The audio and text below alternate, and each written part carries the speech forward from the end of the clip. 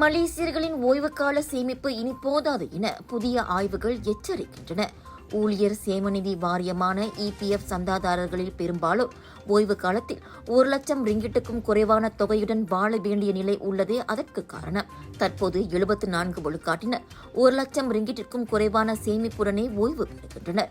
இந்த தொகை ஒருவருக்கு சுமார் 5 ஆண்டுகள் மட்டுமே போதுமானதாக உள்ளது.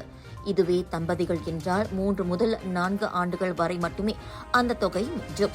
இதனை மாதம் வாரியாக கணக்கிட்டால் ஒரு தனிநபருக்கு மாதம் 1500 ரிங்கிட் அல்லது தம்பதிகளுக்கு 2500 ரிங்கிட் மட்டுமே வரும்.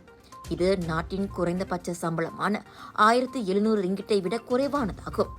இபிஎஃப் 6,50,000 ரிங்கிட்டை ஓய்வு காலத்திற்கு போதுமான சேமிப்பு என்றும் 1.3 மில்லியன் ரிங்கிட்டை மேம்பட்ட சேமிப்பு என்றும் வரையறுத்துள்ளது.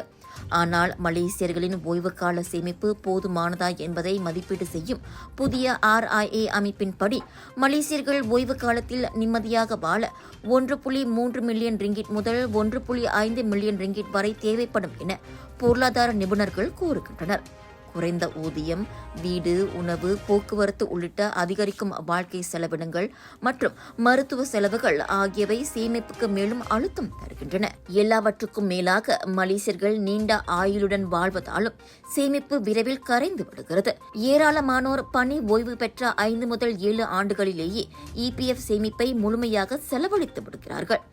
இதனால் அவர்கள் குடும்பத்தார் அல்லது அரசாங்க உதவியை நம்ப வேண்டிய நிலை ஏற்படுகிறது.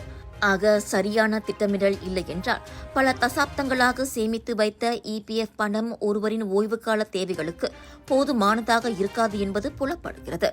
எனவே ஓய்வுகால பாதுகாப்புக்கான கொள்கை மாற்றங்கள், நிதி திட்டமிடல் மற்றும் விழிப்புணர்வு அவசியத்தை இந்த புதிய ஆய்வு வலியுறுத்துகிறது.